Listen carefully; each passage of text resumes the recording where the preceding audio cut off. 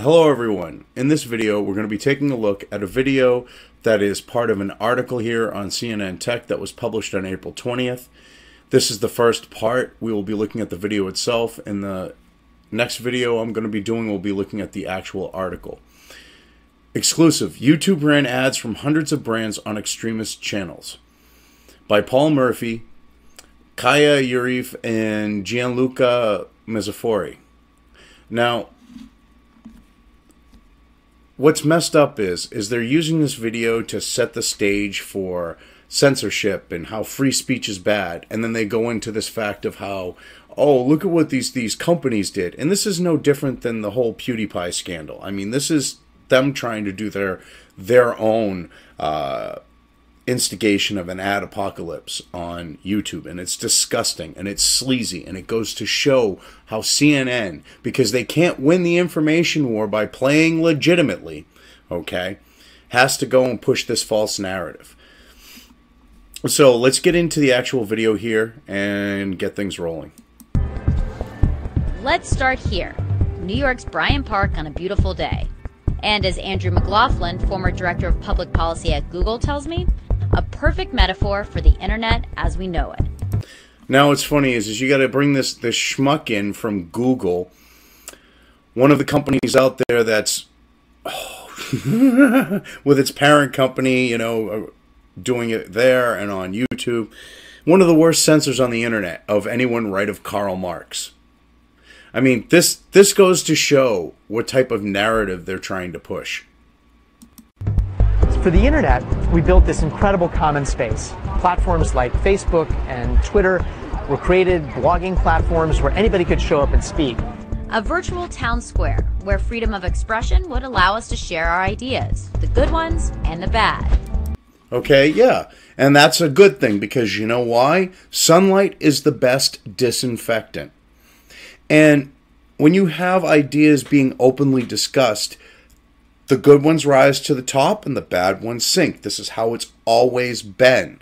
And because they know that fact, their whole thing here is, oh, well, let's say we got to censor these people because it's bad ideas and the bad ideas are winning. No, it could be a lot of the things going on here are the fact that what's being said, and they're pushing this racist thing. But what's that aside, a lot of the things that are being said, okay, the reason why they're rising to the top is there's basis in fact with them.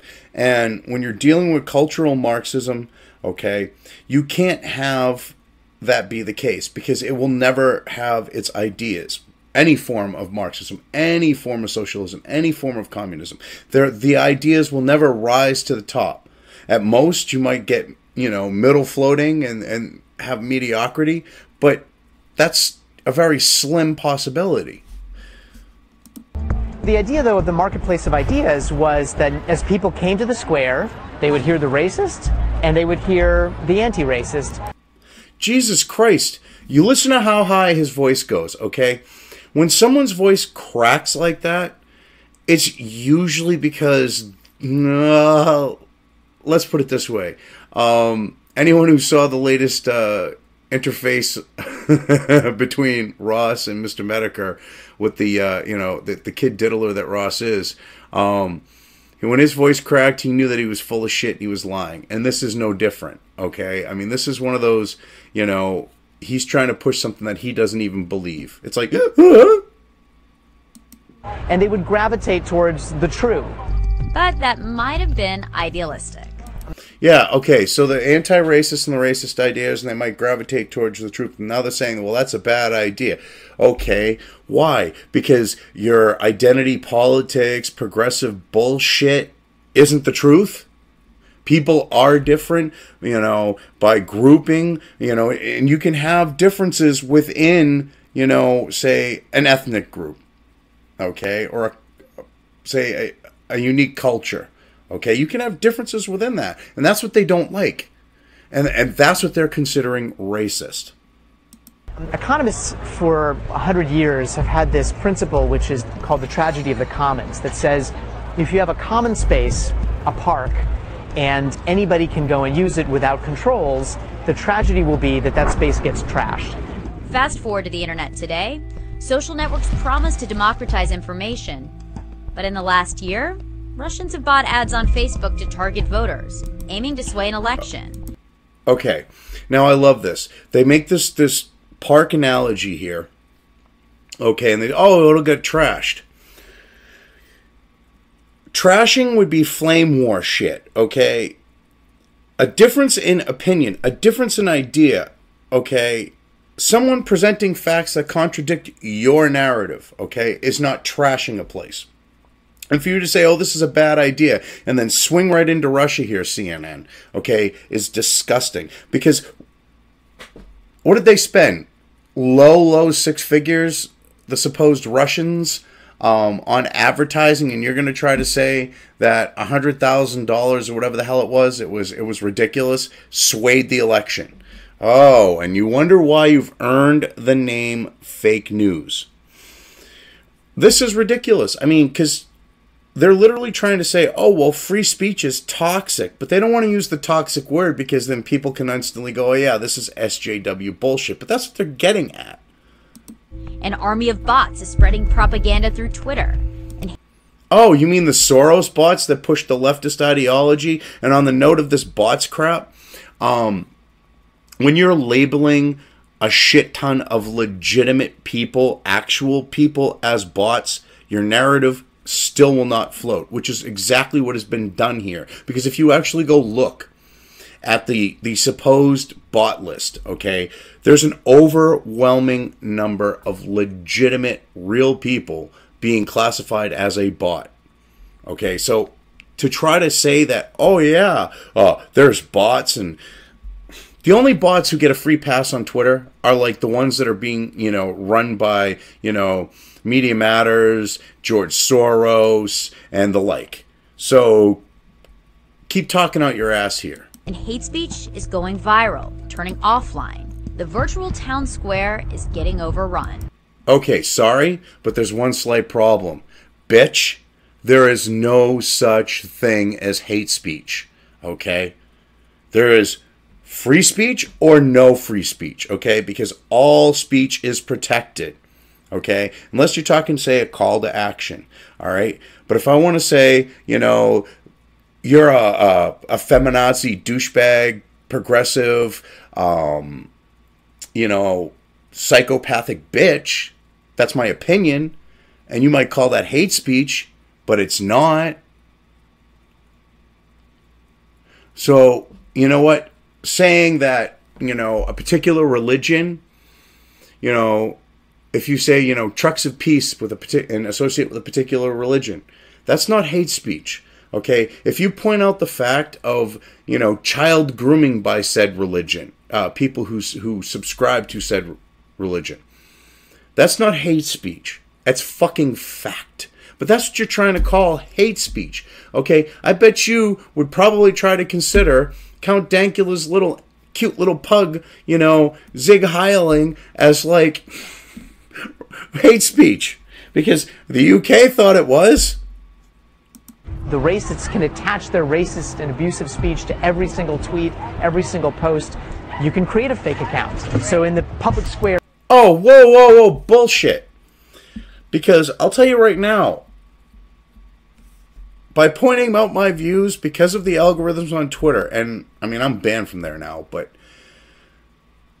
instantly after I started posting, I had to get, it wanted my phone number and everything else. So you can't just, unless you have, multiple cell phones, you can't just create, fake accounts like that in most cases.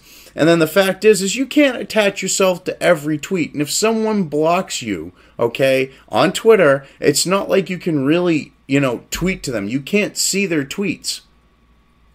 So this is ridiculous. This is a complete false narrative. Here, imagine if the racist could just basically build an infinite number of robots to overwhelm noisily people on the other side of the line. So wait a minute, you mean like the left has done and failed? Because that's exactly what the left has done. They were caught with their bot shit with Soros and Media Matters and other organizations, okay? And this Russian bot shit is a joke. This was all disproved, and you're so desperate that you're still going to try to keep pushing it. So that's what we've allowed to happen on the internet.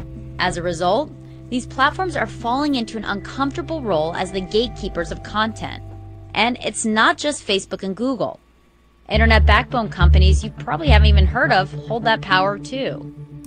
See, now they're trying to say, oh, look, these companies, they should have the power, and it's what they're doing is perfectly fine because they're censoring things like hate speech. No, that's not how it works. And if a service provider provides me a service and I'm paying for that service, okay, who is it, you know, more accurately, how is it your business?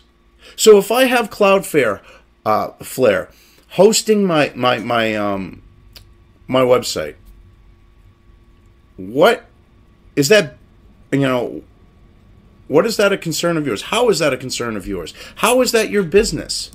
I think it is really risky if you have a group of essentially 10 tech CEOs that if you somehow offend all 10 of them, that you can effectively not be on the internet anymore. The irony? Matthew Prince is talking about himself. I woke up to a Twitter stream full of screenshots from their forums where they were claiming that not only would we not kick them off, but we wouldn't kick them off because our senior leadership were white supremacists and Nazis. That customer? The Daily Stormer, a site for news. Oh, God. So they got to bring up the Daily Stormer where Google, you know, illegally seized, you know, Anglin's asset with the URL and the website and everything else. And you know what? Ever hear of free speech, bitch? Because guess what? All right. He has a right to have a place where he can speak. All right. And if if these platforms want their anonymity, okay, like they got through legislation, part of that was being impartial. Okay.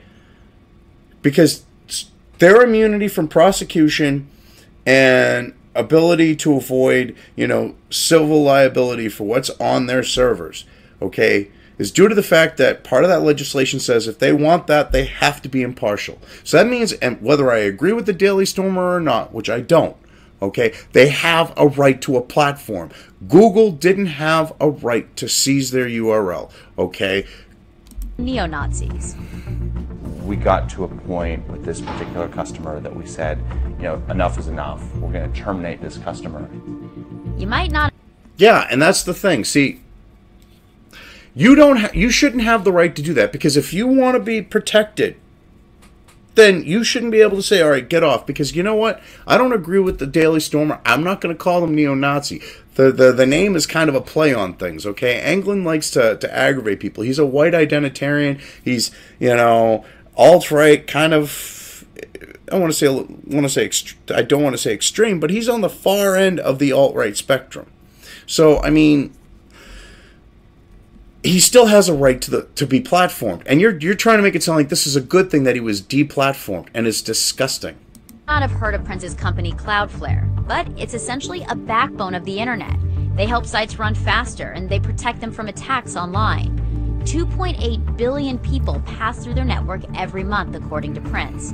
And Cloudflare has some controversial customers, but has generally taken a hands-off approach. You said I woke up in a bad mood and decided someone shouldn't be allowed on the internet. No one should have that power. What a strong statement. We kicked them off at some level. Right, so he knows what he did was wrong, okay? And now they're trying to justify it, and now they're trying to say it's right. I mean, he admits that what he was doing was wrong, and he knew it. Because they were jerks, and I think we have the right to pick and choose who we do business with and not do business with jerks. But well, I do think... Actually, no, you don't. If you want to be immune from prosecution and civil liability, you have to be impartial. So you don't have that right. Now, if you want to take liability for what's on your servers and on your network, okay, then you have that right. Sorry, but that's how it works with the legislation. The same exact legislation that Cruz, the Cube Texan, the Kenneth Cuba Texan, was grilling, you know, using to put Twitter and Facebook and Google on the spot. All right, that's a condition of it.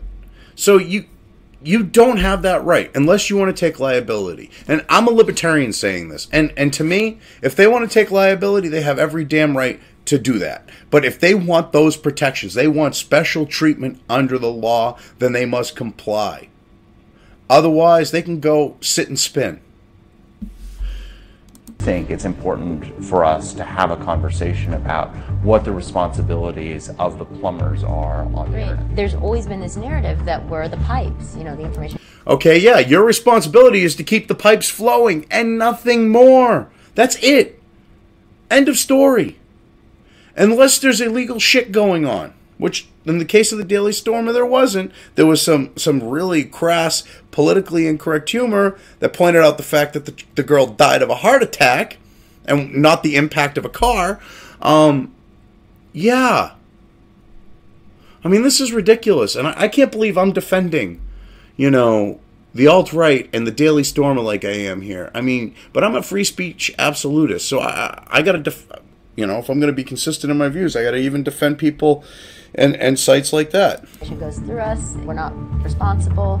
So at what point do you say we're not just the pipes?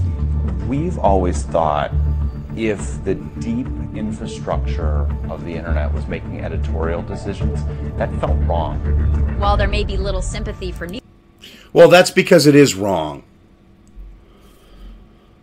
But now, because your leftist, cultural Marxist ideology, you know, biased bullshit is failing, you're getting desperate. neo-Nazis, the decision was a trigger, and the requests started pouring in. We terminated one customer, and only one customer. There are, since that time, have been calls for over 3,500 different Cloudflare customers to be terminated. I worry that having made this one decision, that it's going to be harder for us to push back against those others. If the internet is a Oh, so wait a minute. Then why did you make the decision in the first place? Oh, because you're a triggered little leftist bitch who doesn't believe in free speech unless it's the speech that you like. Dude, this is, when you have someone run their company like that, their company should be, like, failing. Because it should be about doing what's in the best interest of the company, not what's in the best interest of your feels. I mean, I'm sorry, but that's how the world works. That's how it had traditionally worked. That's how these businesses got as big as they did. Now they're going to use their size and decide to push this cultural Marxist crap and silence people? I mean, then their business should go into the toilet at that point. When they start doing that, it should start going downhill towards the bowl.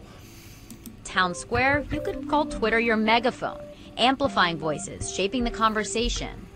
It's what Ev Williams, who co-founded the company, always wanted. You've always been someone who's believed that if we could speak freely, the world would be a better place. Has your view changed at all? It's become more nuanced, and I think I still fundamentally believe that. But no. I also think No. Okay, no. If you say, well, I still think I fundamentally believe that, you do not believe that. Okay, because your girl Hillary lost, because, you know, the left is losing in general. You have people standing up for themselves now. You finally have people right of Karl Marx, okay, not losing ground like they were and even gaining some. So you're at a point where you're going, what are we going to do? The people aren't, we've tried rigging the tweets that they see. We've tried rigging all the other content that they see, but people are still finding stuff that goes against the narrative that we want. That's what you're doing, and now you're freaking out. we're naive about it in some ways. How are you naive? One example is just people won't feel free if there are certain types of behaviors dominating a conversation or putting them down. As they've grown into... Oh, whoa, wait a minute. So if, translation, so if someone is saying something contrary to what someone else is saying, they might not freely speak. Why? Because they know that they'll sound like a moron pushing the stupid shit that they are? I think that could be it. And then being called out for being a moron, for believing in that stupid shit, If you're a moron, you're a moron. Parents used to call their kids morons when they believed in stupid shit or they thought stupid shit. You know, smack them in the back of the head and be like, you moron. And people smartened up and they went, well, if I'm getting called a moron for believing this stupid shit, maybe I ought to think twice, you know, and actually put thought into my beliefs. But we don't have that anymore. So you have this cultural Marxist crap of fallacies being pushed as factual as a result. To power and influence, companies like Twitter and Facebook are grappling with the more nuanced questions about what to allow on their platform. The difference between a difference of opinion or a political belief and a difference in like wrong facts is really hard to suss out, and I don't think anyone's figured out how to suss that out automatically, and that's when... Okay, wait a minute. Wrong facts. Asshole. It's either you have facts or you don't. There's no such thing as wrong facts, which goes to show the beliefs of these idiots that started these companies, okay? When they're saying wrong facts, they're saying inconvenient facts. They're saying facts that destroy our fallacies, facts that destroy what we're trying to push. That's what they mean. Some people are calling for there needs to be editorial guidelines, and you get into an area where most tech companies be like, it's not something that really fits in our model or that we would even be good at. Increasingly, you guys, whether or not you like it, have to make some decisions that are kind of editorial, wouldn't you say? I think... No, they don't, bitch. They're supposed to be there as the public squares we've already established. Oh, but you don't like the fact that there's a divergence of ideas. You want everything to be thought a certain way because, as CNN tried to push, you know, Hillary Clinton's going to win. We're going to brainwash you into voting for Hillary. We're going to brainwash you into believing that crooked bitch has got a chance to win. That she's going to fucking, you know, decimate Trump. That's exactly what you tried doing. And no matter how hard you pushed it, it drove people to the internet, okay? And it drove people to the alternative media. And when it drove people to the alternative media, those people busting their ass on their spare time or, you know, trying to make a living of it, were presenting facts that you didn't want out there, okay? And now you're trying to go after that. I mean, this is disgusting. The fact that tech companies have to accept is there are judgments being made all the way down the line. There's judgments about how the algorithm works, what the system values, what the feedback loops are. What do you say to the folks as Twitter kicks off the neo-Nazis and some members of the alt-right? What do you say to the folks who are angry at that, who are saying these companies are acting as editors, they're curbing free speech?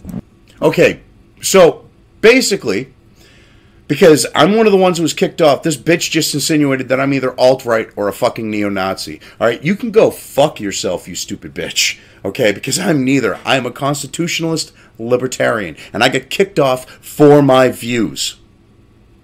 Because my views, okay, align with what the Founding Fathers intended. Okay, what they believed. And a lot of other people, like myself, okay, got kicked off of Twitter for their views, and they were not remotely alt-right or neo-Nazis. This is a disgusting, disgusting, disgusting view of just piling shit on to try to push a narrative. It's complete propaganda. The rules are there to maximize the quality of discourse and ability for everybody to have a voice. Of course, if you're on... Wait a minute, whoa. To everybody to have a voice.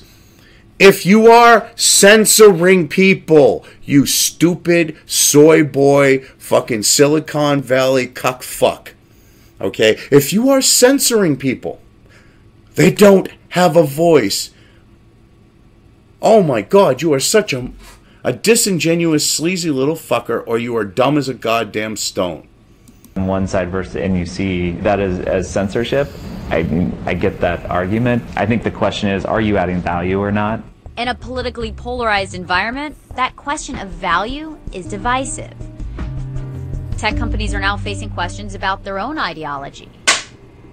And if you want to be a part of the world's most influential conservative digital media organization, It started with this one email from one of our supporters saying, hey, you know, I was at the office today and I remembered watching this video last night and I wanted to show it to my colleague, but I pulled it up on my browser in the office and I wasn't able to find the video. What happened? Did you take the video down? I met with Marissa Stride in LA. Okay, now I love this. They bring up PragerU. And after the shit that the narrative they just tried to push, I love how they segue into PragerU. It's through implication and insinuation. PragerU is alt-right or neo-Nazi. That's why they did it like they did. Now, you can't really go too far here without walking onto a movie set, but this one is different. It's for Prager University. They produce online videos for YouTube, segments that promote conservative ideology. With hundreds of students. To clarify, Prager University. So, whoa, wait a minute. No. They promote conservative views, okay? They're not pushing ideology. There's a difference, okay? What you're doing is pushing ideology. What they're doing is they put out a view. They don't force it down your throat. They lay out the facts, and they let you decide for yourself. Okay? Anyone who's watched a PragerU video that isn't a far left SJW type, or even, you know, general leftist, will tell you that. I mean, centrists will tell you that. So, this is ridiculous. Is not an actual university. We are not a university. We believe that not all universities, but many universities in America, for the most part, have professors and leadership of a left-wing ideological bias. Which they do. That's been proven. I mean, if you look at all the crap going on with the colleges and the special snowflakes and segregation at Harvard for graduation and, you know, Evergreen State, the places that have banned people like Milo and Ben Shapiro, like Berkeley and other places, places that have banned, you know, Steven Crowder. These are, you know, a lot of different schools going and doing this. So, yeah, there is that actually going on. And watch, I bet you CNN, because I haven't watched this video ahead of time, is going to try to spin this. Watch. PragerU was founded by Dennis Prager in 2011. He's a divisive radio host and conservative commentator. Take a look. A divisive radio host and conservative commentator. Divisive. I love that choice of words. That is completely... Oh, God. CNN, you outdid yourself in trying to, you know, sling the bullshit here. This is almost as bad as, like, you trying to say that Hans Asshole Solo, okay, was threatening assault to you, by, you know, and to your reporters by doing his meme. Massive amount of anti-Semitism and racism that the Trump election unleashed. That was all a lie, pure lie, 100% lie. That's not true. Yes, it is a lie. And if you watch how these spurging retards here, you know, Lion Lemon and the other people react, they're because they know it's true, that it's true what he's saying, and they can't have him say it. I'm sorry, but speaking as someone who was, wait a minute, I cannot let you get away with that. As someone who... Our topics are ideological in nature, so... And what's funny is, you notice they cut it off there? Because Dennis Prager, okay, completely, because he's got facts on his side, smacked them around, all right, with those facts. So, let's cut right here. I mean, this is ridiculous. This is completely ridiculous, CNN. We do pro-America. We believe in economic freedom. Currently, there are about 250 PragerU videos on YouTube. They're targeted for a younger viewership. PragerU says 60% of their audience is under 34. Okay. Oh no, it's targeting a younger audience. Those poor, young, influential kids. We can't brainwash them like we've done David Hogg and the Cuban lesbian buzzcut bitch and have them promoting our cultural Marxists steal their guns so we can beat them down and take their rights away. Fucking bullshit. Because that's what you don't like. Because you don't want young kids to have opposing views from what they're getting in their public, educations that are being, taught by these, cultural Marxists that were indoctrinated through their collegiate university experience, and have them indoctrinate the next generation. You want them to be able to do that without having a disagreeing voice. Oh my God, this is ridiculous. But they've encountered a problem. We noticed that some of the videos were getting restricted, and more of them were getting restricted as the months went by. According to YouTube, restricted mode is a setting used to screen potentially mature content. Potentially mature content, okay? The likes of Planned Parenthood and stuff like that, and the creepy fucking, pedo-ish fucking videos with, and the Spider-Man, whatever she is, fucking kid shit, and, oh yeah, you're worried about PragerU. No, you're worried about PragerU because they have a lot of, valid points that they're making, actually reaching an audience of young people. Okay, you got no problems with the other shit being exposed to kids, but you got a problem with this, which just goes to show your bias, your double standards, and everything else. Want high school students to watch our videos.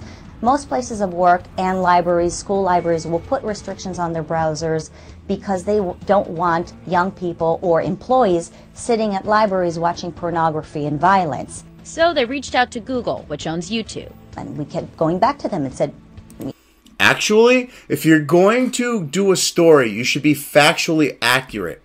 Alphabet owns YouTube, okay? Alphabet owns Google. Google doesn't own YouTube. But all you've done is push propaganda through this, so why would I expect you to get that factually correct? There's no pornography in our videos. Would you define some of these videos as controversial? We've always been very clear about our mission. We do know that we present a certain ideology that may or may not agree with everyone. So I guess if you don't agree with our ideology, you would say it's controversial, right? About 35 PragerU videos are currently restricted, according to Marissa, including these. The truth doesn't serve the purposes of feminist activists or vote-seeking politicians. I love it. The one that destroys the 1 in 5, 1 in 4 rape myth, okay, is in restricted mode. And it uses nothing but facts, okay? All right. The one that shows that America is, not the racial freaking, bigoted, racist hotbed that it is. Restricted mode. Because, it presents facts that counter the bullshit narrative. Those diversity administrators.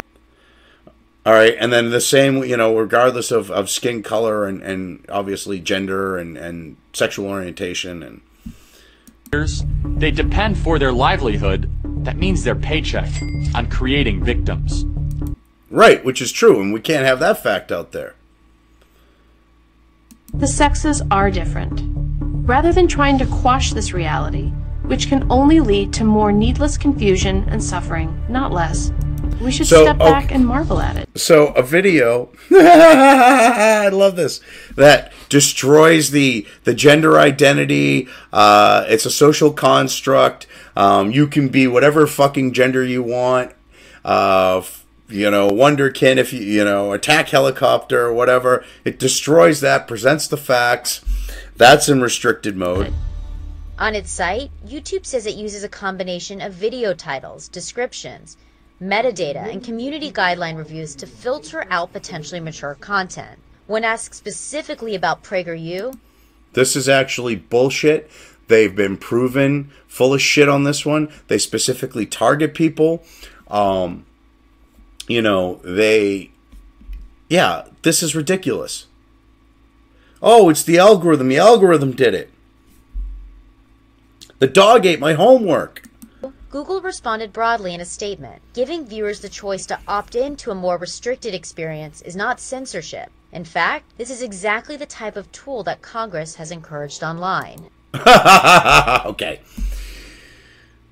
Giving viewers the choice to opt in, as opposed to Present them, all right, if they're an adult, present them with content and let them decide whether or not they want to view it.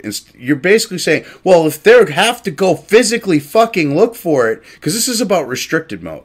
If they have to physically go look for it, and it's not on search engines, and it's not, you know, on our search, and it's not anywhere you can find it easily, that's not censorship.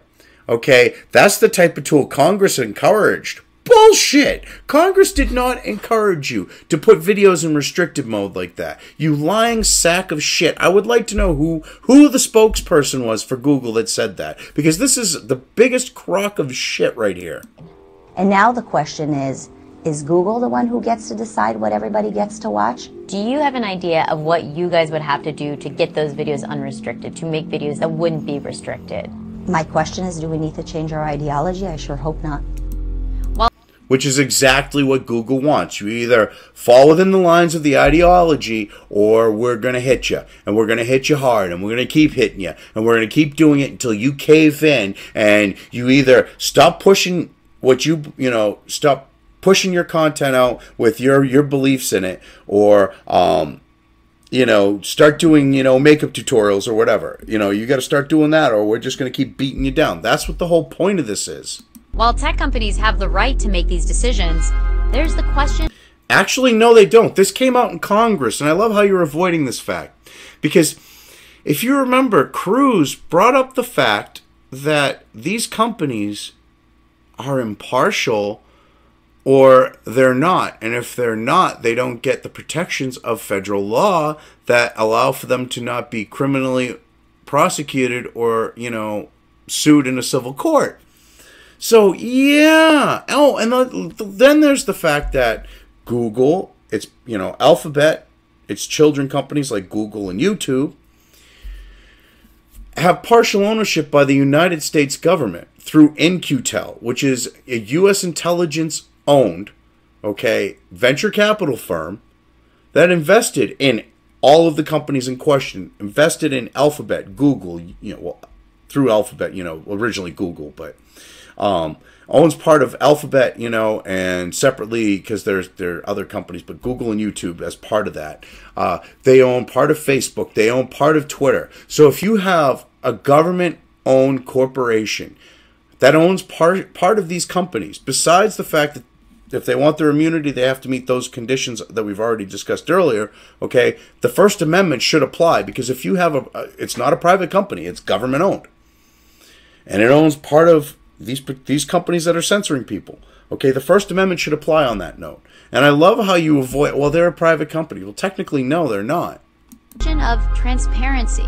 And we could have done it differently. We could have just said they violated Section 13G of our terms of service and swept it under the rug. That's kind of BS, and by the way, right? it's totally, it would be BS if we did it, and it's BS when any other technology company does it. And that's the point, which is important.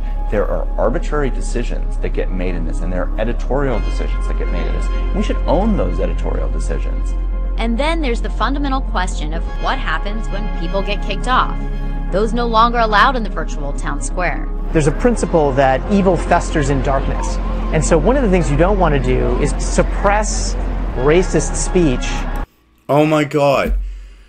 So basically what they're saying is, and this kind of goes towards the idea of Gab, what we're doing is we're just going to get all the racists together.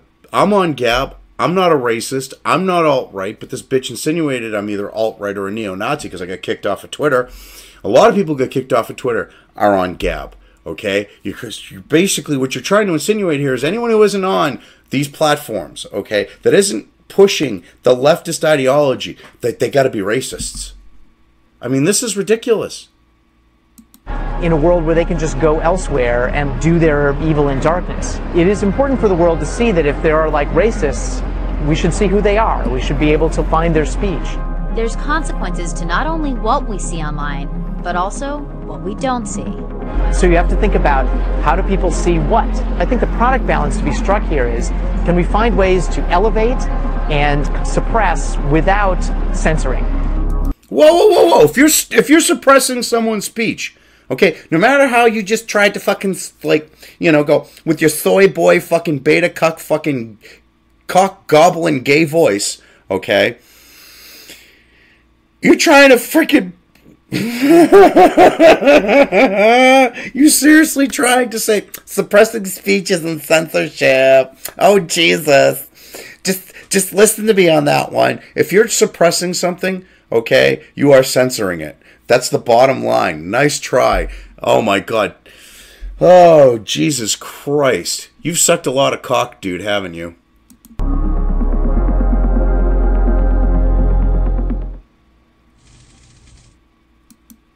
All right.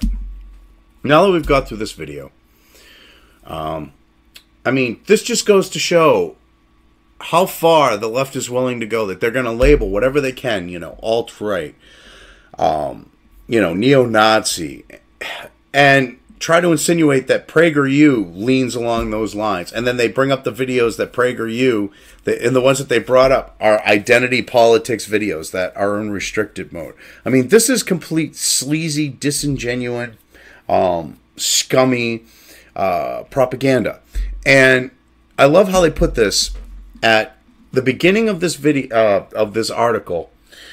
So people will watch this, you know, they're going to indoctrinate them a bit, and then they're going to go, oh, well, look at this. And they're trying to link the two here on the whole advertisers on racist speech type stuff, on racist videos.